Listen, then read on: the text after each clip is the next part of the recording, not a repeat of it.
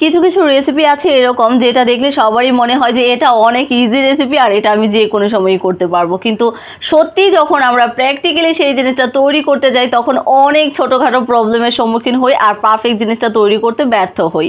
তাই আজকে আমি আপনাদেরকে একদম টিপস অ্যান্ড ট্রিক সহ এই বাদামের কটকটি বা বাদামের তক্তি আপনারা যে যেটাই বলেন সেটা তৈরি করে দেখানোর চেষ্টা করব। তার জন্য আমি একটি প্যানে নিয়ে নিচ্ছি 1.5 কাপ পরিমাণ কাঁচা বাদাম। এখানে আমি কাঁচা বাদামটাই ব্যবহার করছি।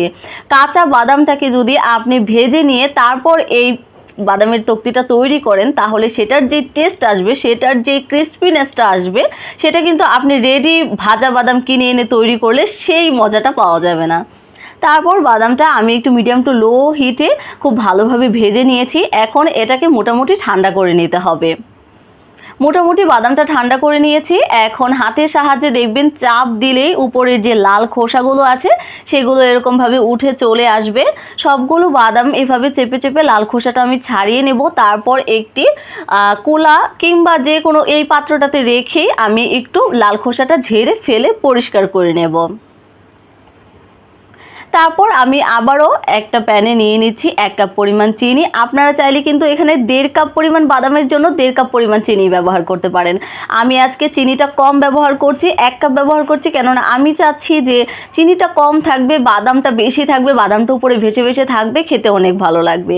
তারপর চিনিটা আমি ক্যারামেল করে নিয়েছি। ক্যারামেলের কালারটা আপনাদের পছন্দ অনুযায়ী রাখতে পারবেন। আমি এরকম হালকা কালারই পছন্দ করছি। অনেকেই কিন্তু একটু ডিপ কালার করেন, সেই ক্ষেত্রে বাদামের যে তক্তি সেটা অনেক ডিপ কালার হয়ে যায়। আমি আসলে একটু হালকা কালার চাচ্ছি। তারপর ক্যারামেলটা হয়ে গেলে আমি বাদামটা দিয়ে দিয়েছি। বাদামটা দিয়ে এখন ভালোভাবে সেই ক্যারামেলটার সাথে মিশিয়ে নিয়েছি। একটু চেষ্টা করবেন ভালোভাবে কিছুক্ষণ চুলার জালটা একদম মিডিয়াম টু লো হিটে রেখে তারপর এই বাদামের সাথে ক্যারামেলটা খুব সুন্দরভাবে মিশিয়ে নিতে।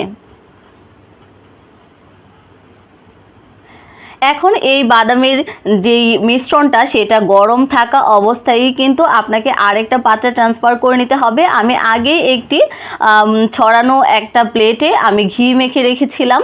এখন এখানে আমি বাদামের সেই মিশ্রণটা দিয়ে দিচ্ছি।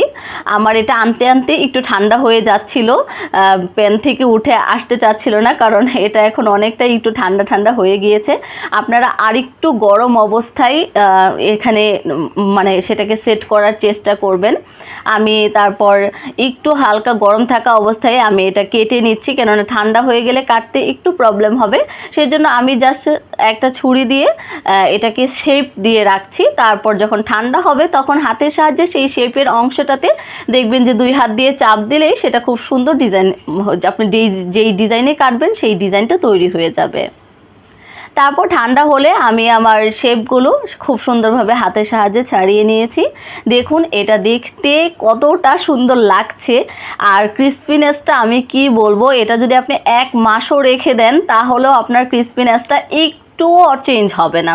একটা এয়ারটাইট বক্সে রেখে আপনি এটা মাসের পর মাস রেখে দিলেও এটার ক্রিস্পিনেসটা একই থাকবে। দেখুন একটা দিয়ে বাড়ি দিলে অন্যটা ভেঙে যাচ্ছে, এইরকম ক্রিস্পি হয়েছে। আশা করছি আমার আজকের এই রেসিপিটা এবং ছোটোখাটো টিপসগুলো আপনাদের কাজে আসবে। আর যদি রেসিপিটি ভালো লাগে তাহলে প্লিজ চ্যানেলটি সাবস্ক্রাইব করতে ভুলবেন না। আর যদি ফেসবুক পেজ থেকে দেখে থাকেন তাহলে পেজটি ফলো দিয়ে রাখতে পারেন পরবর্তী যে কোনো রেসিপি দেখার জন্য। সবাই ভালো থাকবেন। আল্লাহ হাফেজ।